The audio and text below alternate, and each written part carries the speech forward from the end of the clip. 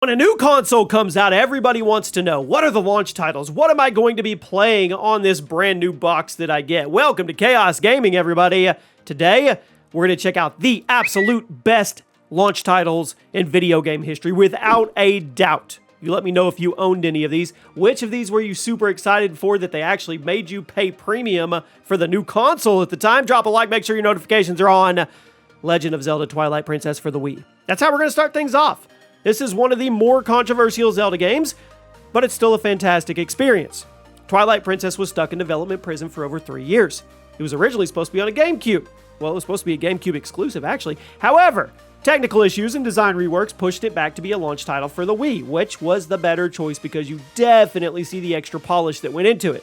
Twilight Princess, a lot darker and more realistic than other Zelda games, which turned a lot of players off, but it also drew new ones in.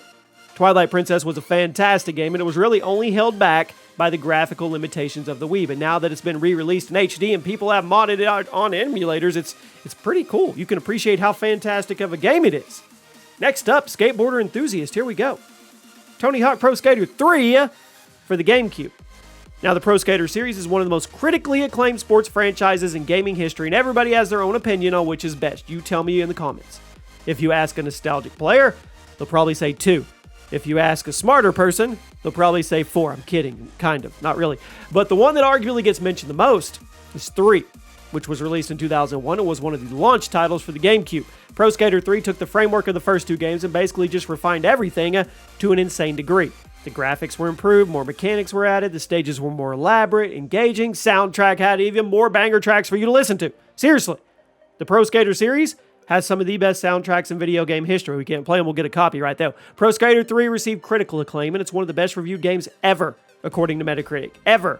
It's not revolutionary, it wasn't groundbreaking or anything, but it was pure fun, and it's almost impossible to dislike it. Do you guys remember when games didn't care about having the prettiest graphics or the best stories, and they were just interested in being fun? I do. Next up, Condemned Criminal Origins for the Xbox 360. Honestly, this is one of those underrated horror games of all time. Condemned was a fantastic showing of the 360's technical horsepower at the time.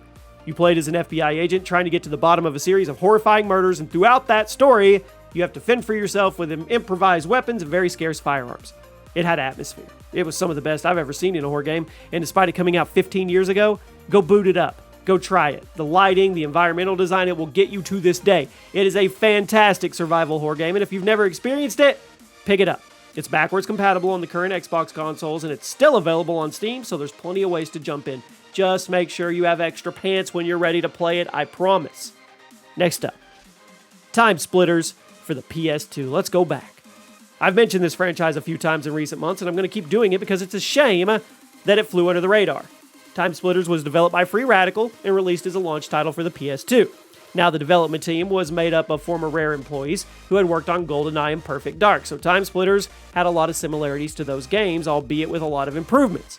The story had you playing as an agent traveling through a 100-year span in history. You tried to track down various enemies, keep the world's timeline intact. The gameplay, fantastic. Story added a ton of character. It sold enough copies to justify a couple sequels, and it's one of the best reviewed FPS franchises ever, although it wasn't able to keep up with the stiff competition and it had to be abandoned. But if you have a PS2 emulator, go try it. Next up, Legend of Zelda Breath of the Wild for the Switch. Despite being over 4 years old, people are still discovering new things about Breath of the Wild, and that's pretty much everything you could have asked for in a launch title and a new Zelda game. It returned to the more open-ended approach of classic Zelda games, albeit a much larger scale. The game was a true open world. Bunch of survival mechanics as well. Breath of the Wild was a truly user-controlled experience. You could take your time, you could explore the world, you could find new weapons, you could just run right into the final boss, you could start a new game. It was up to you. Aside from the structure, Breath of the Wild also had fantastic world building, super addicting gameplay, and a beautiful art style that made the Switch's hardware work in its favor. Is it the best Zelda game ever made? I'll let you debate that down in the comments. Legend of Zelda Link to the Past for me, but you guys let me know what you think. But an amazing launch title. It carried the Switch.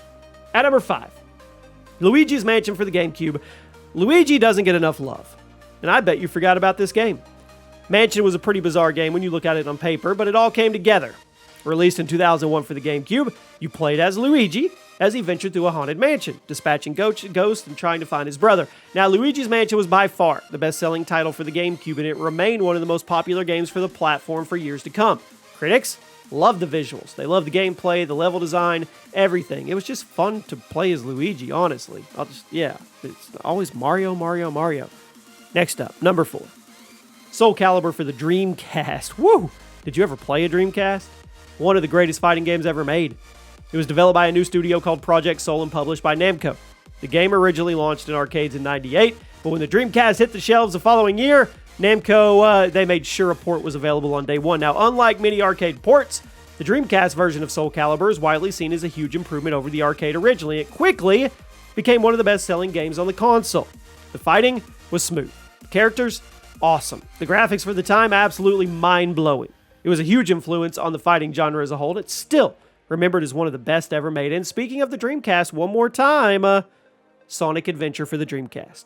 It's a shame, it really is, that the Dreamcast was such a flop because there were some really good games.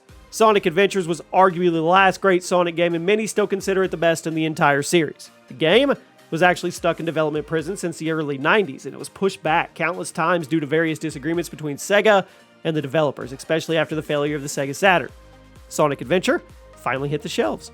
Launch title, Dreamcast, boom, it was worth the wait. It was the first truly 3D Sonic game, and it's still by far the best looking game to me. I mean, it was awesome. Awesome soundtrack, visuals for the time. The Dreamcast was a failed console, but Sonic Adventure was later ported, and it lives on. At number 2, Wii Sports for the Wii.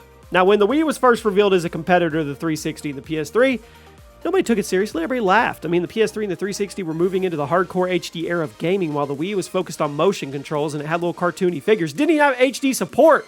However, the console shipped with Wii Sports, which had to be one of the most important games of the generation. It not only convinced millions and millions of people that motion controls could indeed be fun, but it also got tons of people into video games who otherwise didn't care about the hobby. I'm willing to bet every single one of you knows at least one person who doesn't like video games, but they still played Wii Sports with their kids, their grandkids, their cousins, their friends, or somebody.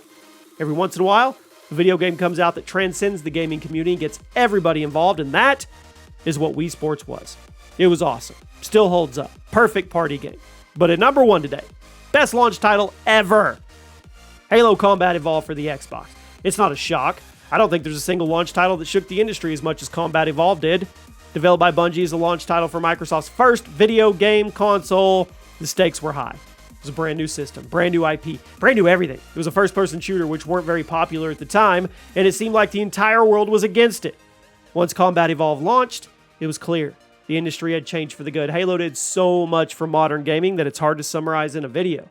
The presentation, the storytelling, the standard was set for FPS games. The controls, fluid. Setting the standard for console shooters and proving that the genre was indeed viable outside the PC ecosystem. And do I even have to mention multiplayer? Combat Evolved didn't have online, but it did have extensive LAN support, making it one of the most popular multiplayer games in the world back when people hooked their Xboxes up together.